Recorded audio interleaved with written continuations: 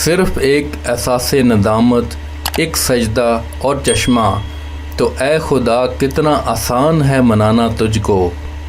نبی کریم صلی اللہ علیہ وآلہ وسلم نے فرمایا، اللہ تعالیٰ اپنے بیت الحرام کے حاجیوں پر ہر روز 120 رحمتیں نازل فرماتا ہے۔ ان میں سے 60 طواف کرنے والوں پر، 40 نماز پڑھنے والوں پر اور 20 کعبہ کو دیکھنے والوں پر نازل ہوتی ہیں۔ دوستو، زندگی میں انسان کبھی کبھی ایسے مقام پر بھی آ جاتا ہے کہ جہاں وہ اپنے کام کو بہت جلدی کرنا چاہتا ہے۔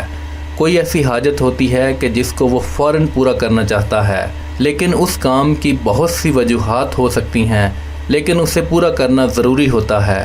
مثلاً نوکری، رزق میں برکت، بے روزگاری کا خاتمہ، کاروبار میں ترقی، ایسی کئی وجوہات ہوتی ہیں جن کو وہ پورا کرنا چاہتا ہے، تو اللہ ان کی تمام وجوہات کو پورا کرے، تو اس عمل کو لازمی کریں۔ عمل اور ضروری ہدایات۔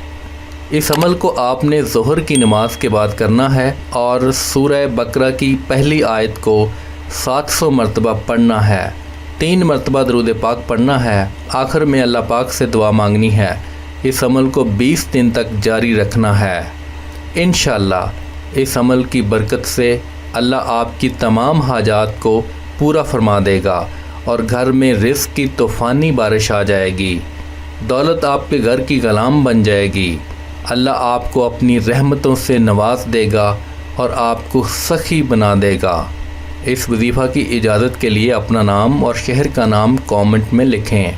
اگر کوئی اپنا پورا نام نہیں بتانا چاہ رہا تو وہ اپنے نام کا پہلا حرف اور شہر کا نام کامنٹ کر سکتا ہے۔